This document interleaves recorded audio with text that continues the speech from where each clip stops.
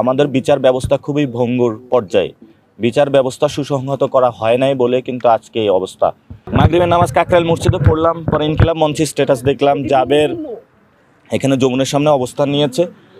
তো আমার মনে হচ্ছে আমার জায়গা থেকে তাদের সাথে দেখা করা উচিত।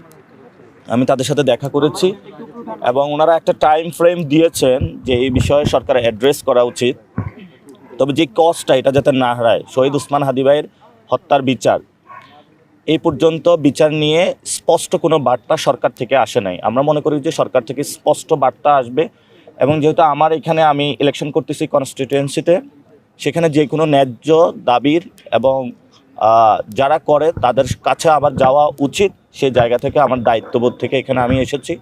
আমরা আশা করব দ্রুতই সরকার এই বিষয়ে যে শহীদ ওসমান হাদি ভাইয়ের যে বিচার সেই প্রক্রিয়া নিয়ে স্পষ্ট বক্তব্য দিবে জাতির সামনে এবং এই বিষয় নিয়ে আমরা ওসমান হাদি ভাইয়ের পুরো বাংলাদেশের মানুষ ওসমান হাদি ভাইয়ের বিচারটা বুঝে পাবো এবং খুনিদের দৃষ্টান্তমূলক শাস্তি হবে, যাতে ঢাকা ৮-এ কোনো সন্ত্রাসী এই ধরনের আর ঘৃণ্যমূলক কোনো কর্মকাণ্ড জীবনও করার সাহস না পায়।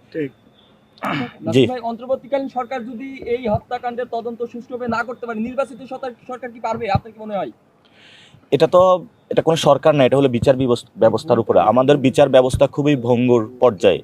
বিচার ব্যবস্থা সুসংহত করা হয় নাই বলে কিন্তু আজকে এই অবস্থা।